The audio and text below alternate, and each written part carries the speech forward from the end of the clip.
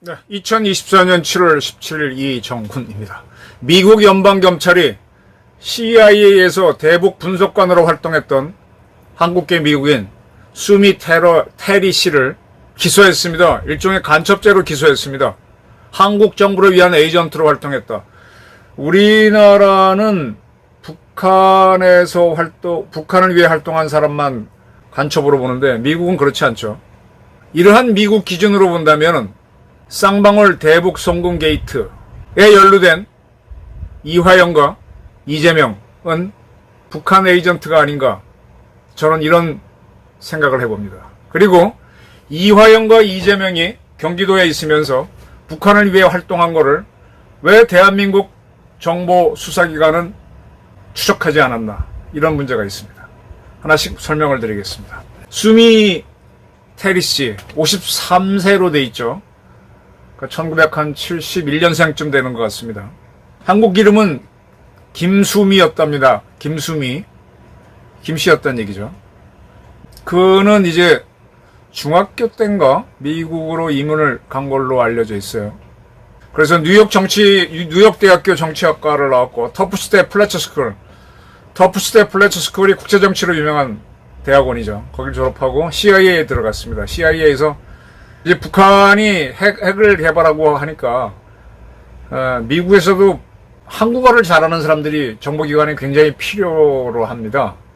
또 북한 정보는 누가 많이 갖고 있는가 하면 대한민국 국가정보 등 한국이 많이 갖고 있으니까 한국 정부와 통할 수 있는, 한국도 알고 북한도 아는 사람이 필요하죠.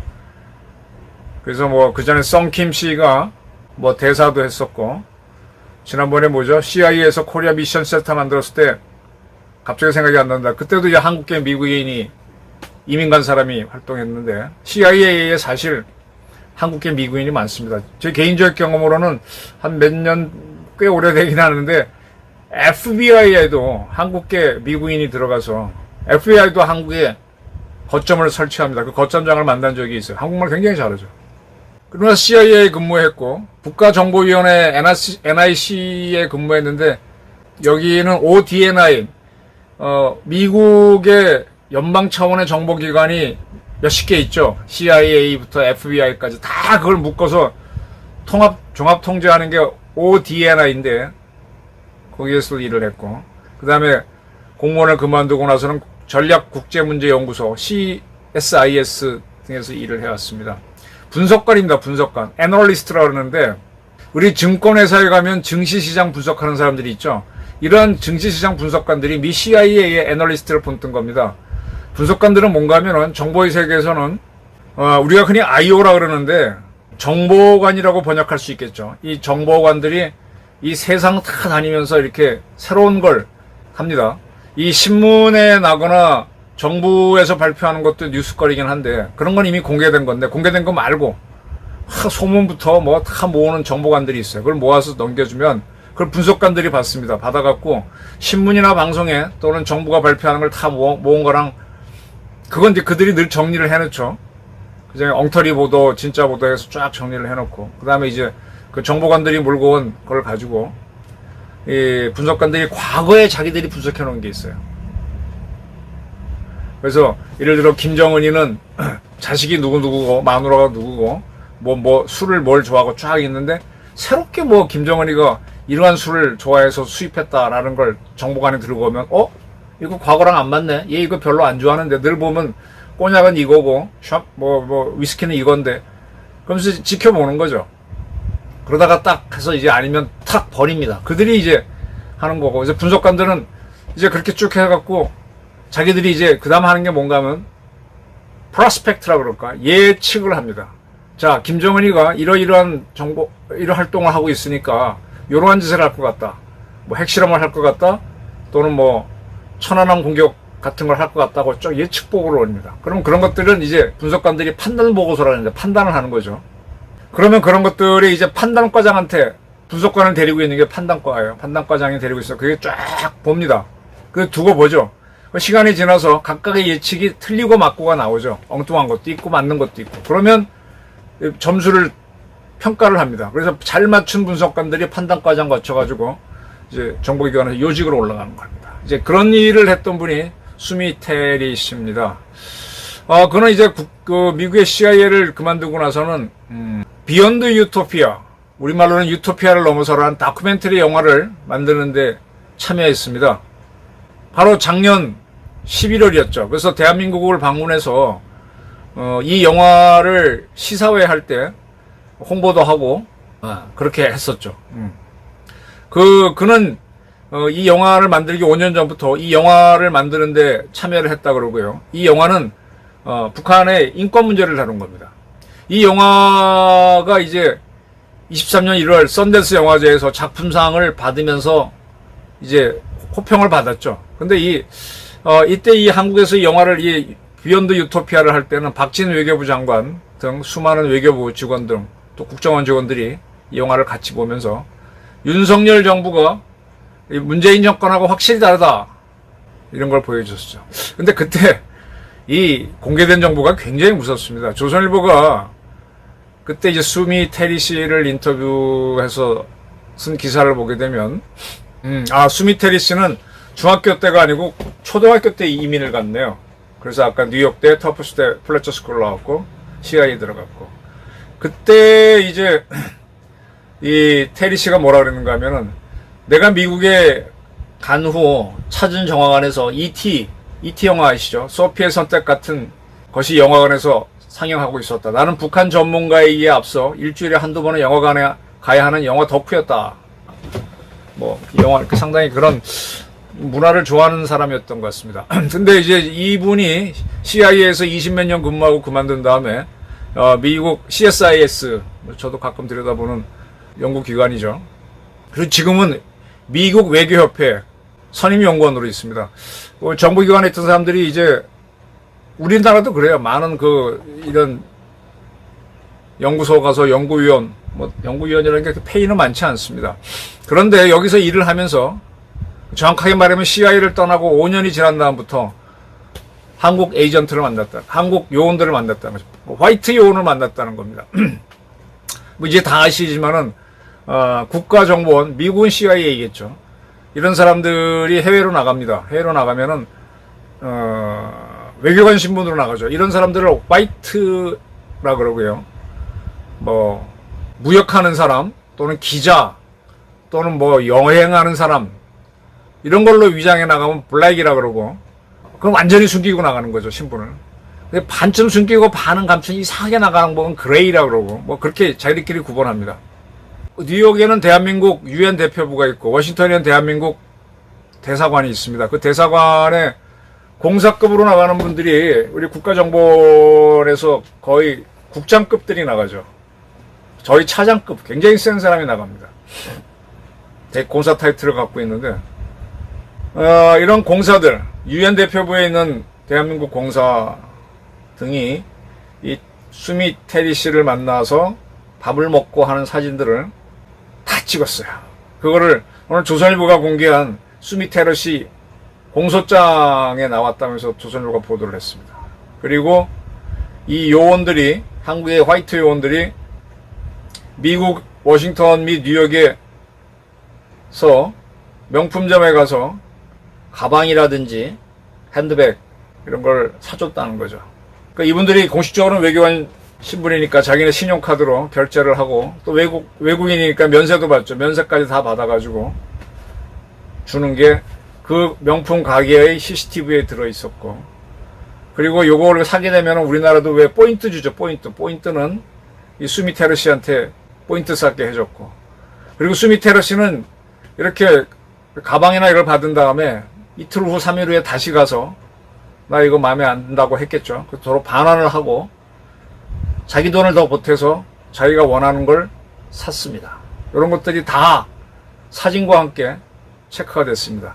그 사진에서 보게 되면은 NIS 핸들러라고 되어 있는데, NIS는 National Intelligence Service, 그래서 국가정보원을 영어로는 NIS라고 그러고, 핸들러는 NIS에서 이 수미 테리시를 담당하는 사람을 미국에서 부르는 거죠.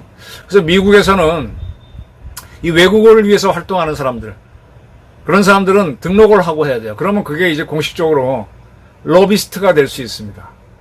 이 수미 테리스는 아까 말한 대로 비욘드 유토피아 같은 영화를 만들고, 그 다음에 이제 북한 인권 문제를 꺼내고, 이제 미국의 CIA의 출신이니까 이제 구할 수 있는 자료들을 한국 요원들에게 줬기 때문에, 이런 사람들은 외국 대리인 등록법에 따라서 신고를 하고 등록을 하고 하게 되면 문제가 없는데, 안 하고 하게 되면 이게 간첩죄가 되죠. 이걸로 걸은 겁니다.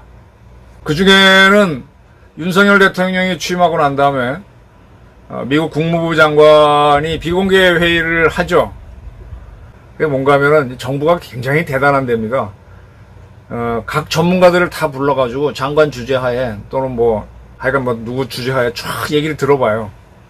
그리고 그거는 서약서를 절대로 비밀로 하겠습니다 하고 이제 나오는데 거기서는 뭐 어떤 것도 기록하지 못하죠. 거기서 어떤 얘기를 했는지 수미 테레시가 나와갖고 자기가 기억난 대로 적어서 그거를 우리 국정원 요원이 사진을 찍어갔다라는 거를 미국이 거꾸로 잡아내고 있었던 거죠. 그래서 이거는 한국 정부를 위해서 일했고 돈을 받았다. 돈은 또 37,000달러 받았다고 되어 있는데, 이분이 이제 연구원을 했으니까 연구원 운영비 등으로 제공했다는 게 우리 측 주장인데, 저쪽에서는 일종의 금품 수수로 보는 거죠. 네, 이게 수미 테리시의 사건의 대충 얼개입니다. 자, 제가 주장하는 건 이겁니다.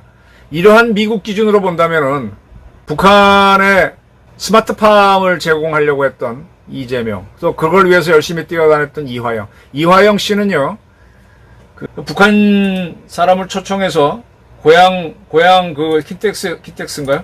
거기서 행사도 가졌었죠. 요 자료를 보시면 제일 좋겠네요. 이게 경기도 블로그, 경기정책정보 블로그에 나왔던 건데, 북한 아태의 이종혁이가 대한민국에 왔죠. 아태 부위원장 이종혁.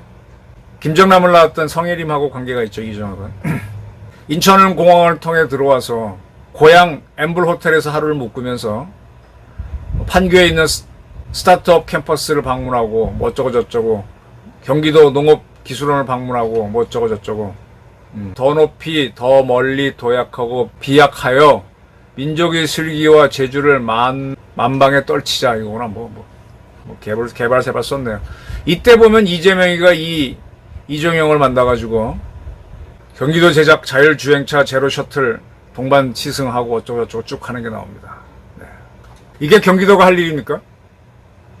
이게 이제 문재인 씨가 대통령으로 무슨 판문점 정상회담 하고 어쩌고 하니까 이재명도 덩달아 하면서 2018년 11월 15일이죠. 이렇게 한 겁니다. 그러면서 이제 스마트폰을 북한에 주겠다 그랬을 때 쌍방울 해서 먼저 그 비용이 그게 얼마죠? 5억인가 되는 거를 대납을 하고, 또 이재명이가 북한에 가도록 돈을 또 얼마를 주고 이랬다는 겁니다. 이 정도 되면은 이재명은 이화영을 시켜서 북한의 에이전트로 활동하기 위해서 움직인 게 아닌가라고 의심을 해봐야 돼요. 그리고 지금 이 쌍방울 게이트 가지고 이재명 씨가 수원지법에서 재판을 안 받겠다라고 대법원에 했다가 기각당하긴 했지만, 왜 이 쌍방울 사건이 터져 나왔느냐? 이건 안부수 씨가 개입돼 갖고 안부수가 또 움직이다 뭐하다 이렇게 터져 나온 거잖아요. 이게 우리 정보기관들이 쫙 지켜보고 있다 잡은 게 아니잖아요. 문재인 시절에 국가정보원이 이걸 추적했어야 되는데, 문재인 시절에 국가정보원이 추적할 리가 없지. 그리고 그때 이미 국정원이 국내정보 활동 못하도록 막아놨으니까 못한 거죠. 지금 미국에서는 수미 테리시의 저 사진 찍고 한 거는 FBI로 나옵니다. 그러면 대한민국 FBI 역할을 해야 되는 거는 문재인이가 어떻게 하는가 하면 국가정보원이 국내정보 못하게 하면서 경찰이 하게 했는데, 경찰이 그럼 이걸 하냐 이거야. 경찰 정보가 뛰어야 되는데, 경찰도 물론 문재인이 임명한 사람들이 상층부에 있으니까 제대로 안 하겠지만, 그래도 비밀리에 추적해요. 제가 그 전에 11.6 사건 취재하다 보니까 김재규 씨가 중앙정보부장인데, 중앙정보부에는 김재규만 추적하는 중정요원이 따로 있더만요. 그게 정보의 세계입니다. 다 의심해야 돼요. 지금 이화영 씨가 공개적으로 이종혁을 초청해서 이렇게 저쩌고, 또 이재명이가 이종혁 만나고, 그러면 그 뒤에 숱한 게 있을 텐데, 이거를 국가정보원이 그 당시에 추적하지 할 수 없었다면 법상으로, 그러면 경찰에 보안이 추적을 했어야 되는데 안 했잖아요. 그리고 그때 그게 정보가 자료가 제대로 없으니까 지금 이화영 측에서는 검찰이 자기네를 회유했다는 이상한 소리를 하고, 그 수원 지검 검사들을 탄핵해야 된다고 이재명 민주당은 주장하고 있습니다. 이 정도로 나오게 되면은 이재명과 이화영 세력은요, 북한의 에이전트로 볼 수도 있어요. 이런 차원에서 다시 한번 조사를 해봐야 됩니다. 그리고 지금 송영길 씨, 북한의 묘목 번이기 운동을 하는 사람들이 송영길을 찾아와서 했었고, 그게 또 뭐가 되고 어쩌고저쩌고, 지금 잡혀 들어가기에는 뭐 먹고 사는 문제 연구소 하면서 돈 받은 것 때문에 뭐 기소가 됐었는데, 사실은 그도 만만치 않은, 그러니까 북한과 하는 자들이 다 정치권에 연결해 와서 뭘 하고 정보를 빼가고 하는 걸로 보이는데, 이거를 막는 국내 방첩기관이 있었냐 이거야, 문재인 정권 때.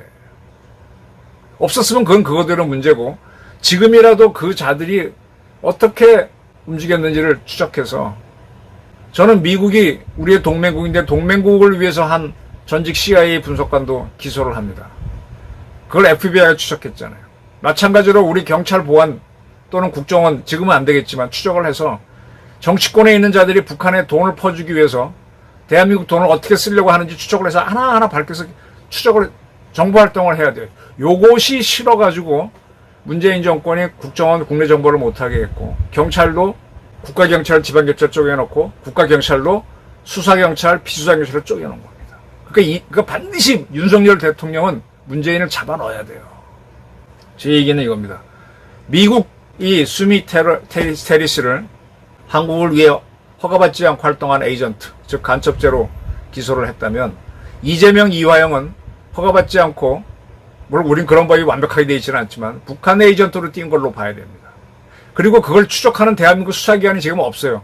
지금 대한민국 윤석열 정부의 국가정보원도 문재인 정부 때 만들어 놓은 국정원법 때문에 국내 정보를 못합니다. 그러면 경찰이 해야 되는데 경찰이 하느냐 이거야. 하도록 만들어야 되죠. 우선 급한 대로. 지들이 하겠다 그랬으니까. 샅샅이 추적해야 됩니다. 민노총도 그렇고 민원연도 그렇고 다 추적해야 돼요. 그 사진을 다 찍어놔야 돼요. 그런 것들을 이제 미행감시, 미감이라 그러고 하는데, 저도 아마 그런 기자할 때 대상 중에 하나였을 겁니다. 저는 그거 알고 움직였어요. 그래, 해. 대신에 나는 테러는 안 당했다고는 저는 오히려 여유를 부리고 다녔었는데. 근데 이자들은 뭔가 동거래를 하고 수상하니까 수원지검 자기를 기소하는 검사들을 탄핵해야 되자 이러지 않습니까? 수미 테리 사건을 보면서 쌍방울 게이트의 이재명, 이화영을 다시 의심해보자. 오늘의 주제입니다. 감사합니다.